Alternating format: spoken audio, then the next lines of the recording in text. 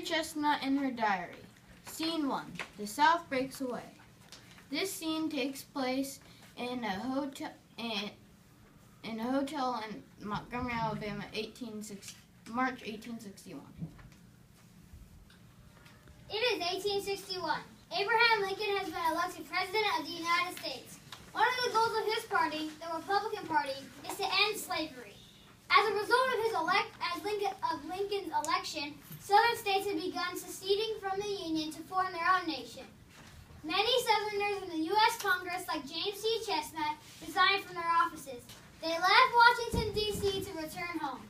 When a state secedes, it decides that it would rather be better off running its own affairs rather than being part of the United States. In the case of the Southern states, they felt that the North, which was industrial, didn't understand the agricultural way of the South.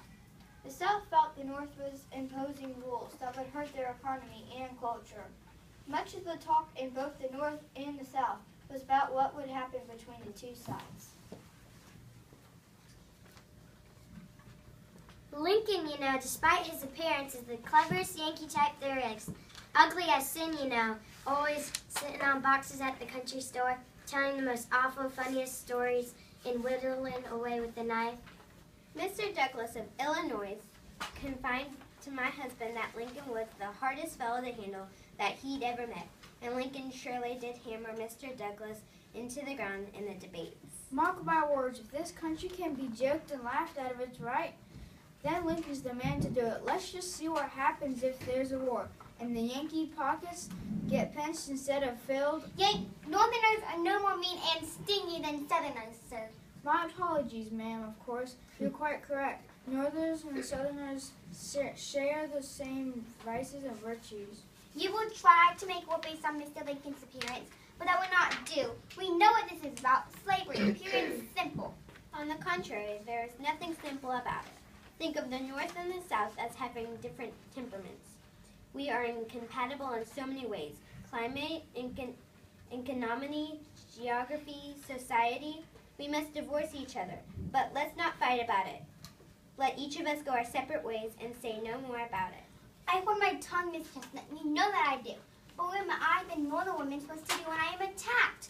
Why, just this morning I was playing Yankee Doodle on the piano when the judge came in and asked me to leave out the Yankee when I played the doodle. You're terrible.